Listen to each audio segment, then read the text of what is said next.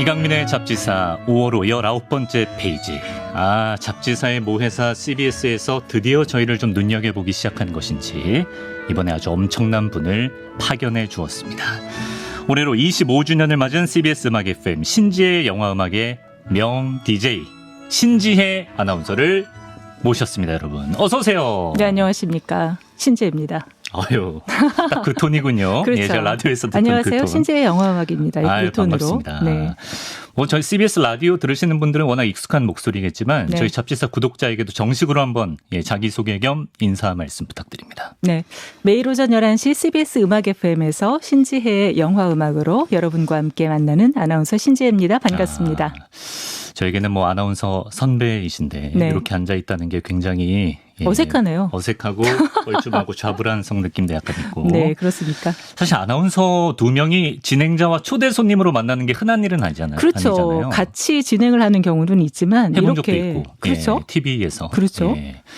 제가 여기서는 또 편집장이라고 네. 안 쓰던 안경도 쓰고 네. 막 거들먹거리고 있는데 네. 어떻게 바라보고 계십니까? 뭐 평상시 모습과 크게 다르지 않아서 괜찮습니다. 평상시에도 밤마탱이. 네, 잡지사 편집장 이강민 편집장은 이렇다. 여러분들도 아실 건 아셔야죠. 아하, 네. 그렇습니다. 이번 3부작을 하면서 제 개인적인 목표가 있다면 네. 여러분이 알지 못하는 DJ 신지혜의 어떤 날 것 그대로의 모습을 조금이나마 노출시키는 게 제 목표입니다. 그럼 전 방어해야 되는 건가요? 네, 방어하지 마시고 그대로 따라오시면 됩니다. 네. 이강민의 잡지사와 신지혜 영화음악 콜라보라고 해서 영쓸 신잡이라는 부제가 붙었는데요. 무려 25년째 대한민국 최고의 영화음악 DJ로 우리의 달팽이관을 간지럽히고 있는 신지혜 특별 에디터와 오늘 함께 하겠습니다.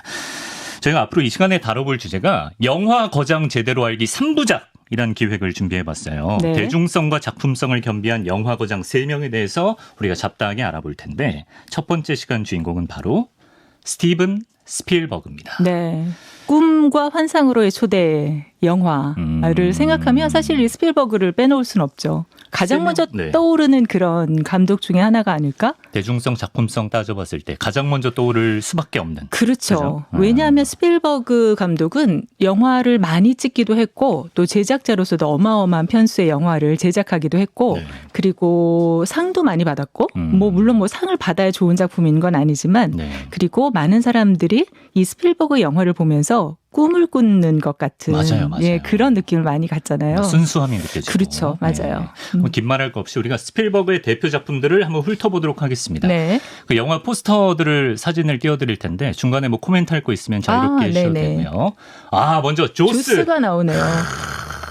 와, 이건 정말 공포 영화, 여름 영화 하면 빼놓을 수 없는 그런 영화이기도 한데 이것도 아마 예산이 그렇게 많이 들진 않았을 거예요. 근데 전 세계적으로 엄청난 흥행을 일으킨 영화이기도 하고 여름이면 생각나는 그 조스가 나타났다 막 이런 거 있잖아요. 저 가끔 그런 생각하는 게 저 영화가 있기 전에도 사람들이 상어에 대한 공포감이 그렇게 구체적인 감정이었을까? 글쎄요. 바다 가면 저는 항상 조스 생각이 들거든요. 그렇죠. 그리고 이 바다에 상어 혹시 있는 거 아니야? 막 피 흘리면 피 냄새 맡고 온다는데 약간 이런 게 있잖아요. 그런 영화라고 할 수가 있겠네요. 조스. 그렇습니다. 조스였고요.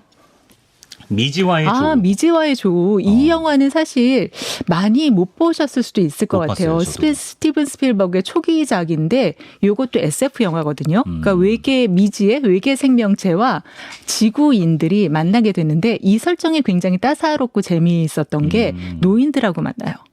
지구 노인들. 네, 지구의 노인들. 근데 서로 그렇게 관계를 맺고 우정을 맺어가는 그런 이야기 전개가 상당히 감동적이어서 영화를 혹시 보셨던 분들은 꽤 많이 기억하실 영화 중에 하나라고 생각합니다. 네, 다음 영화.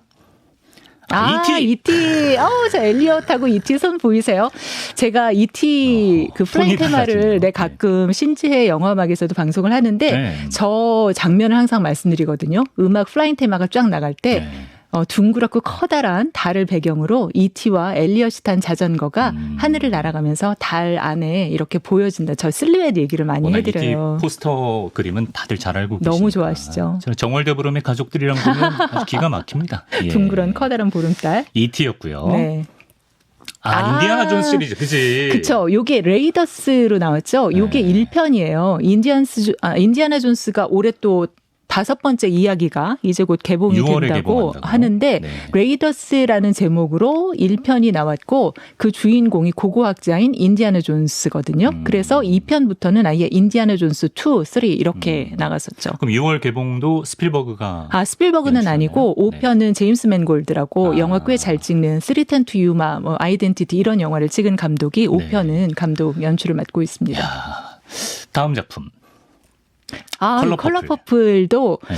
굉장히 오래전 영화인데 네. 스티븐 스필버그 감독의 영화는 사실 크게 두 가지 범주로 저는 나누어 수 있다고 봐요. 네. 하나는 아까 보셨던 E.T.나 미지와의 조우 이렇게 SF 영화류가 있고 네. 그리고 지금 보신 것처럼 컬러 퍼플 또 이따가 뭐 얘기할 기회가 있겠지만 쉰들러 리스트 그다음에 라이언 일병 구하기 이런 감동을 주는 그런 드라마가 강한 영화들로 나눌 수 있는데 네. 이 컬러 퍼플은 그 80년대 초중반에 스티븐 스필버그가 이것도 아마 아카데미에서 상을 받았던 걸로 기억을 하는데 우리가 좋아하는 흥이 넘치고 순수한 얼굴을 가진 우피 골드버그의 데뷔작이기도 해요. 네, 그래서 데뷔작? 네, 그래서 뭐랄까 흑인들이 저 시대 그 옛날에 살아가던 그 시대의 애환이나 그런 슬픔 또 우정 이런 것들을 휴머니즘을 담고 묻는 있는 거죠. 굉장히 잘 만들어진 수작.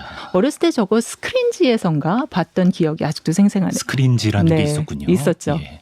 다음 작품 볼까요?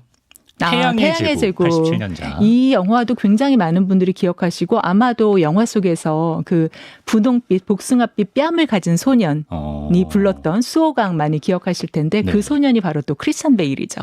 크리스찬 다크나이트. 베일. 야, 네. 어마어마하게 성장했죠. 네. 근데 포스터가 네. 태양의 제국은 태양이긴 합니다만 약간 네. ET 포스터랑 비슷한 것 같아요. 그렇군요. 않습니까? 둥그런 거에 뭔가 이렇게 구도나 사선으로. 이런 게. 예. 놀라운 발견인데요. 편집장님 칭찬? 다운 오케이. 놀라운 센스. 다음 작품 보여주세요.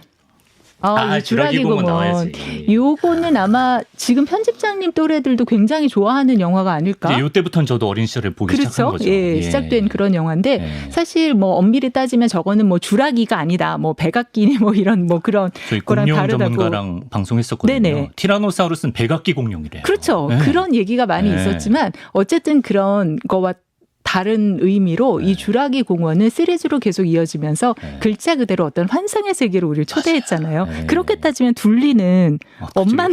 엄마는 초식 동물이고 막 이런 네. 얘기를 하거든요. 그치. 예. 그래서 주라기 공원 아마 시리즈 좋아하시는 분들도 많으실 겁니다. 네. 다음 작품 보여주세요. 진짜 쉰들러 많다. 리스트. 예, 쉰들러 리스트도 또 감동적인 영화 중에 하나로 우리가 기억하고 실화를 바탕으로 만들어졌잖아요. 네. 실제로 아우슈비츠에 끌려간 홀로코스트. 네, 그런 분들이 리암 니슨 많았지만 나오나요? 그렇죠. 네. 거기서 이제 구해내기 위한 그 프로젝트가 진행이 되고 이 쉰들러 리스트의 테마곡은 또 이서크 펄만이 바이올린으로 연주를 해서 많은 분들이 영화 팬이 아니더라도 클래식 팬들도 좋아했던 그런 영화 중에 하나입니다. 그렇습니다. 다음 작품. 라이언 일병 구하기. Saving Private Ryan.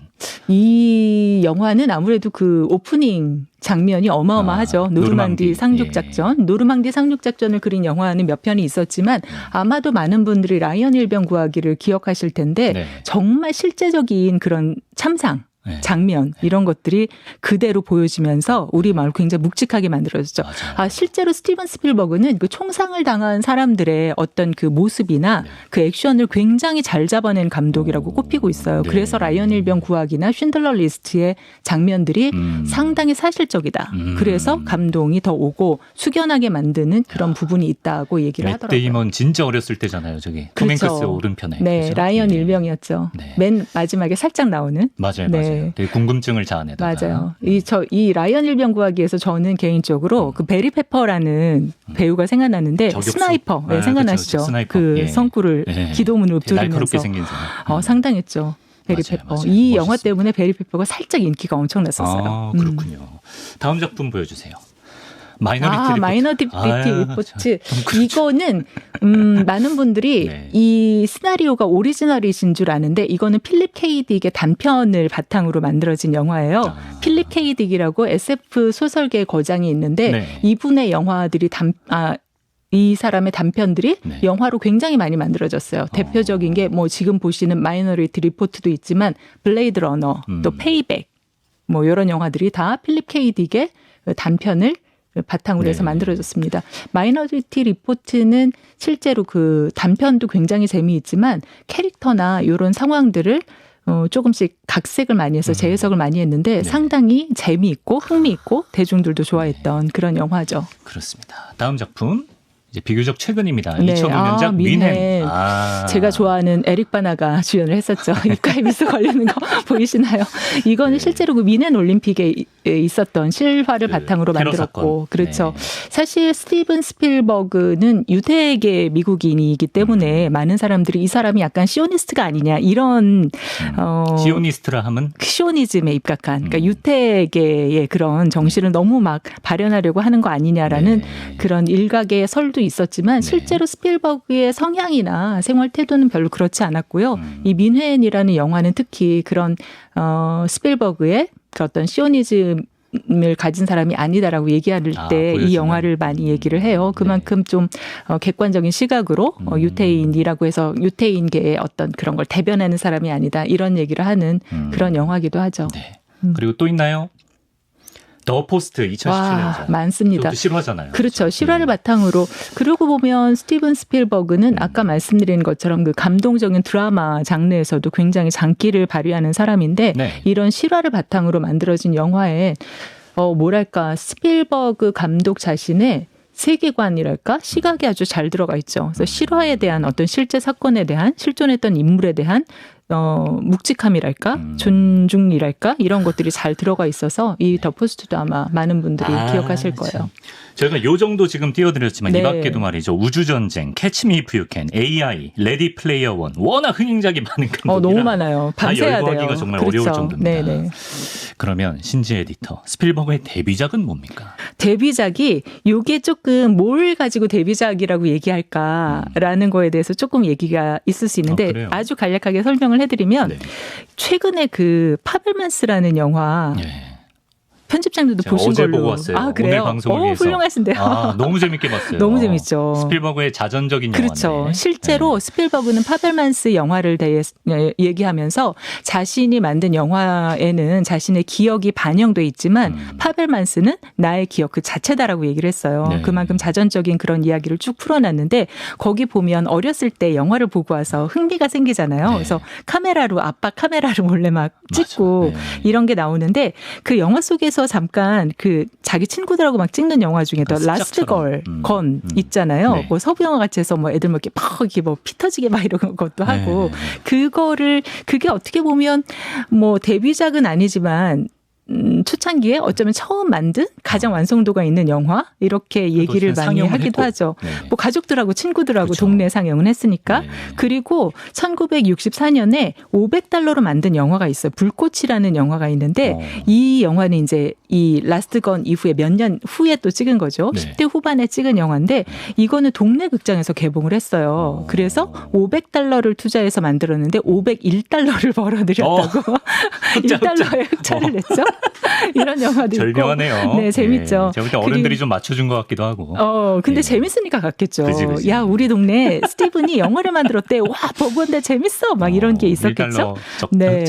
그리고 그래서 이런 영화들을 거치면서 슈거랜드 특급이라는 영화를 만들게 돼요. 이게 1974년 작품인데 이게 공식 데뷔작으로 얘기가 되고 있습니다. 슈거랜드 특급은 지금 혹시 기억하시는 분들 계실 텐데 눈이 커다랗고 인형같이 생긴 골디혼이라는 배우가 있었거든요. 그 골디혼이 출연했던 영화고 스톡홀름 신드롬을 다룬 영화기도 한데 여기서 또 이따 얘기도 나오겠지만 그의 파트너 존 윌리엄스와 첫 번째 음악 작업을 같이 하면서 평생 친구 파트너가 됐죠. 존 윌리엄스 얘기는 저희가 따로 떼어놓고 해야 될 만한 중요한 인물입니다. 그렇군요. 일단 굉장히 어렸을 때부터 습작 비슷하게 영화를 만들었던 스필버그고 그러면 이제 궁금한 게 뭐 신지 에디터는 저 수많은 스필버그의 걸작들 중에 신지만의 원픽 영화, 최애 영화. 이런 거 진짜 너무 어려운데 저는 E.T.요. E.T.? 네. 그래요? 의외예요? 네, 왜냐면 좀 예쁜 거 좋아하시잖아요. 아니요. 전 센 거 좋아하는데요. 거짓말이라니요, 편집장님. 아니, 예쁜 거 좋아하시구나. 예쁜 거 좋아해요. 예쁜 거 좋아하는데 근데 E.T.는 정말 E.T. extraterrestrial 글자 그대로 지구의 바깥 외계에서 온 외계 생명체라는 뜻이잖아요. 네. 근데 ET 자체가 어떻게 보면 뭐 미학적으로 이렇게 잘생긴 얼굴은 아니죠. 네. 이렇게 주글주글한 주름도 많고 배도 이제 볼록하고 손만 이렇게 팔만 길고. 그렇죠. 근데 거기서 그 영화에서 주목해서 봐야 할 건 아무래도 우정이겠죠. 서로 다른 별에서 살고 있는 그리고 다른 생명체. 그렇죠. 처음에 ET를 보았을 때 엘리엇과 친구들도 얼마나 놀랐을까요? 네. 근데 ET의 입장에서 생각해 보세요. 네. 낯선 행성에 착륙했는데 더 무섭지. 친구들은 다 가버리고 혼자 낙오가 된 거예요. 네. 여기서 내가 뭘 먹고 살 수 있지? 여기서 내가 어떻게 뭐 상해를 당할 수도 있고 누구를 만날 수도 있고 말도 안 통하고 어떻게 해야 되지? 라고 생각했을 텐데 이 소년과 만나서 서서히 마음을 열어가고 서로 존중을 한다는 걸 알아채고 네. 우정을 나누게 되고 아까 우리 그 포스터 봤잖아요. 손가락 이렇게. 네. 그건 진짜 그걸로 명장면이거든요. 모든 게 다 통하는 거죠. 그렇죠. ET가 아프면 엘리엇도 아프고. 네, 그렇게 우정을 넘어선 맞아. 공감 혹은 그 지구상에 있는 생명체뿐 아니라 이 생명에 대한 존중감이 우주로 확장되는 그런 느낌이 있어서 ET는 저희 최애입니다. 플라잉 테마 아직 너무 좋아요. ET를 꼽아주셨고 그러면 그나마 좀 별로라고 생각하는 스필버그의 대표작. 요거 얘기하면 아마 찬반 양론이 많을 텐데 네. 저는 개인적으로는 라이언 일병 구하기가 별로예요. 전쟁 영화의 교과서 아닙니까? 아닙니다. 아니라고요. 네. 아니 그 위대한 라이언 일병 구하기를 왜요? 그러니까 네. 제가 이걸 뭐 완성도가 떨어지고 재미가 없고 이런 거랑 떠나서 네. 저는 사실 스티븐 스필버그 영화를 너무 좋아하지만 개인적으로는 SF물을 훨씬 좋아하는 편이기도 하고요. 그리고 꼭 스필버그뿐 아니라 약간 이분이 제가 보기에 마음이 너무 여리고 착하신 분인 것 같아요. 스필버그 감독님이. 네. 먼저 감동 먹어요. 너무 감동적이지 않습니까, 여러분? 이게 좀 과잉이 돼서 그게 좀 힘들었어요. 약간 억지 감동 느낌이 약간 있다. 억지까지는 아니지만 먼저 감동하지 말고 그 입을 꾹 다물고 살짝 그 붉어지는 눈시울만 보여줬으면 좋았을 뻔했다. 혼자서 너무 눈물을 흘리고 관객석에 앉아 계신 스필버그님이 너무 신지혜 에디터가 약간 외모지상주의가 있어요. 네, 왜 그러세요? 고지전의 고수라든지 뭐 태극기 날리면 원빈이 톰 행크스 역할을 했다면 평이 좀 달라졌을 수도 있다라는 개인적 네. 의견을 트로이의 밝힙니다. 에릭 바나도 껴주세요. 에릭 바나였다면 달라졌을 수도 있다. 그럴 수도 있겠네요. 네. 참고로 저는 터미널 영화 좋아해요. 그럴 줄 알았어요. 톰 행크스 좋아하잖아요. 윌슨도 있잖아요. 윌슨은 캐스터웨이. 그러니까 그죠, 탐 행크스를 워낙 좋아해서. 네, 그렇죠. 윌슨 이제 소장하고 있죠. 애지중지하잖아요. 제 자리에 네. 윌슨이 있습니다. 터미널일 줄 알았어요. 딱 터미널 스타일이에요. 아기자기한 공간, 휴머니즘 이런 거 좋아합니다. 아기자기는 좀 아니지 않나요? 한 공간에 갇혀 있으니까 공항에. 아니 편집장님이 아기자기랑 안 어울린다고. 그럼 저는 뭐랑 어울리나요? 글쎄요. 예. 알겠습니다. 그러면 혹시 지금 네. 이 지금 구독자 여러분을 위해서 방금 소개되지 않은 작품들 중에 신지 에디터가 꼭 추천해주고 싶은 숨겨진 보물 같은 작품 하나만. 약간 너 이 영화 알아? 그럼 너 인정. 약간 이런 필이 있는 영화예요. 이게 1971년인가 만들어진 듀얼이라는 영화가 있어요. 결투죠. 듀얼. 듀얼이요? 네. 이거는 사실 극장 아까 제가 74년 슈가랜드 특급이 공식 영화 데뷔작이라고 말씀드렸는데 네. 그보다 먼저 만들어졌잖아요. 네. 이건 TV 영화로 만들어졌거든요. 이거는 저도 우연히 어릴 때 중학교 때인가 고등학교 때 TV에서 방영하는 걸 우연히 보게 됐어요. 네. 굉장히 짧은 영화로 기억이 되는데 이게 리처드 매디슨의 단편을 바탕으로 만들어진 영화거든요. 리처드 매디슨은 잠깐 설명을 드리면 아무래도 나는 전설이다.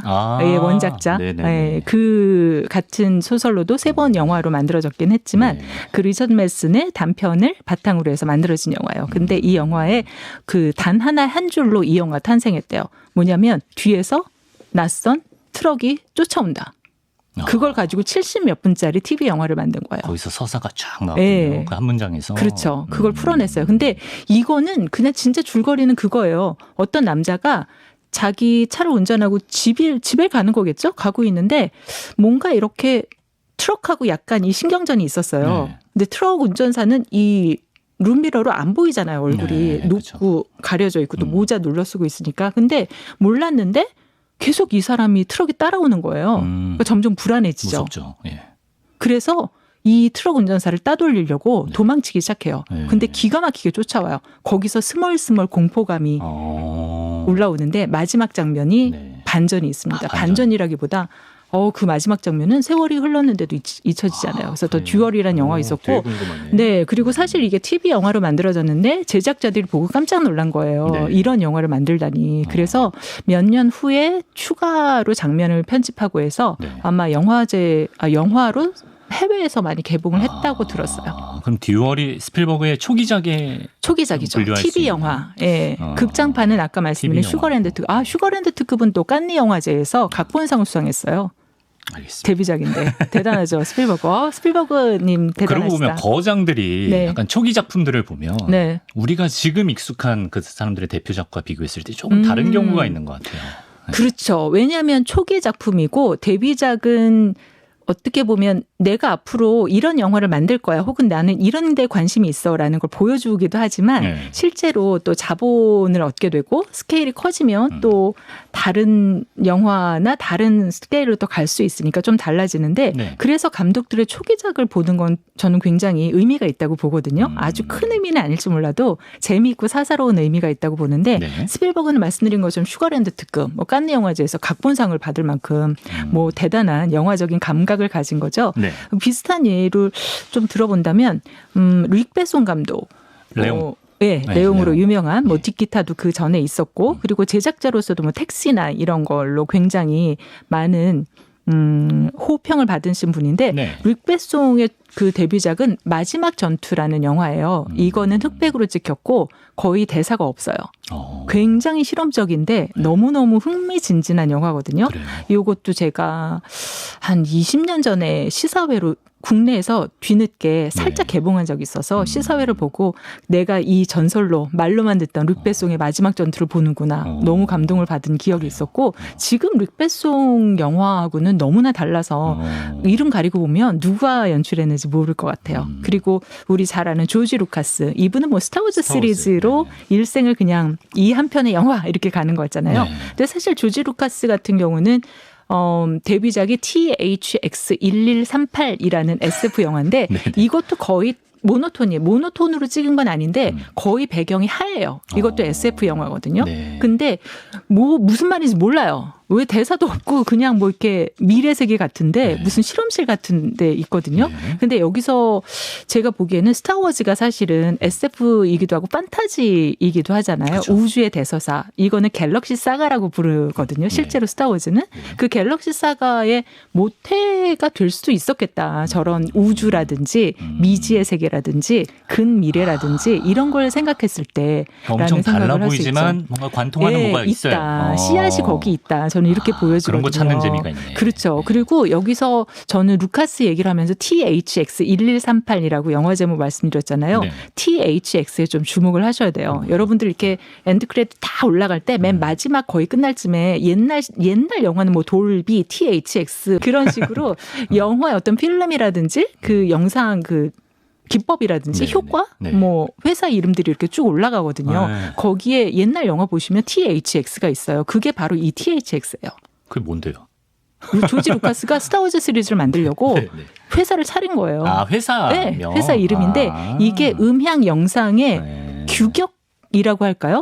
그거예요. 그래서 조지 루카스는 아예 자기가 원하는 음향과 영상을 위해서 THX라는 회사를 자기 첫 영화에 거기서 따와서 회사를 차리고 음향 영상 규격을 만들어 버려서 이 루카스 필름의 이 THX로 영화 규격에 맞게 촬영을 하면 굉장히 고급스러운 영향과 음향이 보장이 최적의 된다. 조합이구나. 예, 그래서 THX 예전에 영화를 보신 분들이 아마 엔지니어들은 아마 THX 아시는 분들이 많이 계실 거예요. 이건 좀 어리둥절한 표정. 전혀 지금 손살을 치고 계시고요. 네. 예. 그리고 크리스토퍼 놀란? 크리스토퍼 놀란의 초기 작품. 네. 논란 영화들은 아마 많이들 아실 거고 이 사람은 시간에 대해서 많은 그런 변주되는 영화 이런 것들을 많이 기억하시는데 근데 논란은 데뷔작을 말씀드리면 안 되겠다. 요거는 왜냐하면 우리가 논란을 또 후에 다룰 거기 때문에 그건 그때 가서 말씀드릴게요. 영화 전문가가 스포를 이렇게 하셔도 되나요? 그러면 안 되겠습니다. 네, 그래서 아무튼 데뷔작은 가리고. 자, 그러면 저희가 아껴두겠습니다. 네. 자, 흔히 스필버그 감독을 우리가 블록버스터 장르의 아버지 이런 식으로 부르기도 하는데 왜냐하면 인디아나 존스나 주라기 공원 이런 작품들의 임팩트가 워낙 크게 남았기 때문이죠. 그래서 그런지 한편으로는 그냥 스필버그는 돈 엄청 때려 부어서 그냥 오락 영화 잘 만드는 영화 감독이다. 약간 이런 시각도 없지 않아 있는 것 같은데 어떻게 생각하시나요? 아, 근데 저는 그렇게 생각하진 않습니다. 제가 스필버그, 저도 어렸을 때부터 스필버그 영화를 보고 자라면서, 아, 이 사람은 정말 영화가 너무 좋다. 재미있구나. 일단 재밌잖아요. 그리고 완성도가 높고, 그리고 뭔가 따스함이 전해지는 그런 영화들이 많기 때문에, 그리고 또 하나 말씀드린 건 아까 우리 파벨만스 얘기가 나왔으니까 네. 거기에 이제 빗대서 얘기를 한다면 파벨만스 영화 중에 그 고등학교 때인가 괴롭히는 남자애가 있었잖아요. 네. 뭐 학교에 잘 나가는 그런 키카 같은 그런 그렇죠. 남자친구가 있었는데 나중에 졸업 작품 졸업 이제 그 볼륨 무도회 거기서 필름을 하나 쭉 상영을 하는데 그 남자애가 그 모습을 보고 이 소년한테 얘기를 하잖아요. 왜 나를 영웅으로 만들었나. 영웅처럼 나왔거든요. 네. 그래서. 그쵸. 네. 그거예요. 그게 뭐냐면 촬영도 촬영인데 어떻게 편집을 해주느냐에 따라서 시각을 바꿔줄 수 있거든요. 이게 쉽게 얘기하면 약간 몽따주 기법을 살짝 예를 들어드리면 좋은데 몽따주 기법. 네, 몽따주 이런 게 하면 뭔지 잘 우리 모르겠어. 미술 시간에 배웠잖아요. 눈이나 코 이렇게 따로따로 잡지에서 오려서 이렇게 붙여서 하는 몽따주 아니면 무슨 수사물 같은데 보면 자 범인 기억하시나요, 용의자 목격자님? 몽타주. 네, 예. 눈은 어떻게 생겼습니까? 그렇죠. 눈꼬리가 조금 더 눈이 처졌어요. 이런 거. 역시 저를 보고 하니까 처졌어요가 바로 나오네요. 네. 네. 그래서 코가 어떻게요? 막 이런 거 네. 해서 몽따주를 만드는데 네. 영화에도 몽따주 기법이 있거든요. 요거는 러시아 영화를 조금 얘기해야 되는데 너무 길어지니까 아주 간략하게 설명을 드릴게요. 네. 몽따주는 크게 두 가지로 얘기를 하는데 하나는 세르게이 에이젠슈타인의 몽따주 기법, 그다음에 쿨레쇼프의 몽따주 기법을 얘기해요. 쿨레쇼프의 몽따주는 조금 더 간단한 게 여자의 얼굴이 하나 있어요. 이 여자의 얼굴을 비춰줍니다. 무표정해요. 여기 뒤에 사과를 놓으면 이 여자가 배가 고픈가 봐라고 우린 느끼는 거예요. 똑같은 여자의 얼굴인데 그 뒤에 새를 놓으면 이 여자는 지금 행복한가 봐 이렇게 느끼는 거예요. 이 여자 뒤에 상복을 입고 이런 장례식을 보면 이 여자가 누군가를 잃었나 봐 슬픈가 봐 이렇게 느낀다는 그렇게 거죠. 되죠. 예. 이게 몽따주의 가장 기초적인 거예요. 네. 근데 에이젠슈타인은 그거랑 좀 달라서 변증법적인 몽따주 이론을 얘기했어요. 네. A 컷과 B 컷을 합쳤을 때 네. 다른 이야기가 창출된다. 이런 얘기를 했거든요. 네. 그래서 조금 더 폭넓은 그러니까 이 컷과 이 컷이 두 개가 맞부딪혔을 때 확 다른 이야기가 된다. 그래서 제일 설명을 잘하는 게 에이젠슈타인의 영화 중에 전함 포템킨이 있는데 이 영화도 있고 가장 대표적으로 우리가 이해할 수 있는 에이젠슈타인의 몽따주는 2001 스페이스 오디세이 스탠리 큐브릭 감독의 영화인데 뼈다귀를 원신이 이렇게 던지거든요. 그렇죠. 그러면 이제 이게 확 우주 공간으로 변해서 시간이 어마어마하게 뛰어넘잖아요. 네. 이게 에이젠슈타인의 A 플러스 B는 C라는 몽따주의 기법에 가장 근접한 컷이에요. 그러니까 이 두 컷만으로도 엄청난 서사를 이루어 주잖아요. 그렇죠. 그래서 보면 다시 파벨만스나 스필버그 얘기를 돌아오면 이 컷 뒤에 이 쇼트 다음에 이 쇼트를 붙였을 때 어떤 효과가 있는지 스필버그는 본능적으로 알았던 거예요. 그래서 저는 제가 보기에는 스필버그는 타고난 영화 감독인 것 같아요. 천재 영화 천재죠. 감독이다. 예. 그렇습니다. 영화 음악을 좋아하고 또 이제 신지의 영화 음악을 애청하는 분들이라면 스필버그 옆에 이름을 꼭 함께 붙이고 싶을 거예요. 음악 감독 존 윌리엄스 얘기를 안 할 수가 없는데 그렇죠. 일단 우리가 네. 같이 이제 협업한 그 대표 곡들을 잠깐 만나보겠습니다.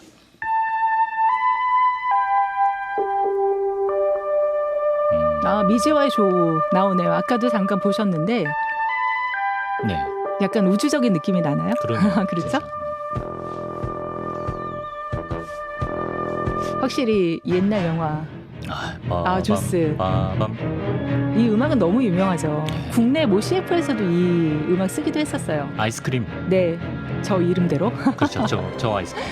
E.T. 제가 너무 사랑하는 플라잉 테마. 저 설렌다. 장면과 너무 잘 어울리죠. 펀홈. 성대모사 하신 거예요? 인디아나 존스. 인디아나 존스 테마.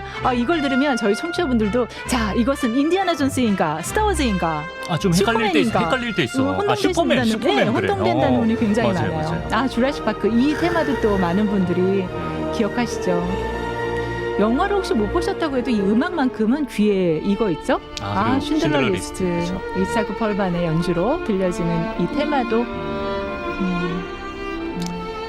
스필버그와 존 윌리엄스가 워낙 많은 작품을 함께했죠. 네, 슈거랜드 특급 74년부터 해서 29편인가 같이 야. 했대요. 그러니까 뭐 평생 동지죠. 네. 아까 그 사진 혹시 보셨는지 모르겠는데 네. 스필버그와 그 존 윌리엄스 같이 찍은 이제 나이 먹은 근데 존 윌리엄스가 지금 90살인가 됐어요. 아, 그러세요. 네, 굉장히 나이 많으신데 네. 아직도 멋지시죠? 참 편안해 보입니다. 같이 네. 있는 모습이. 그렇습니다. 아, 오늘 뭐 필모 일단 홀년 때만 해도 워낙에 해주신 말씀이 많으셔가지고 제가 한 훌쩍 지나가고 이제 마지막 질문을 드리겠습니다. 앞으로 저희가 영화 거장 제대로 알기 3부작을 하면서 마지막 공식 질문을 이렇게 드려보려고 해요. 신지혜에게 스필버그의 영화는 아, 너무 어렵네요. 땡땡이다. 네. 공식 질문? 그럼 네. 앞으로도 준비해야 되는 거죠? 그렇죠. 미리 생각을 좀 해야겠네요.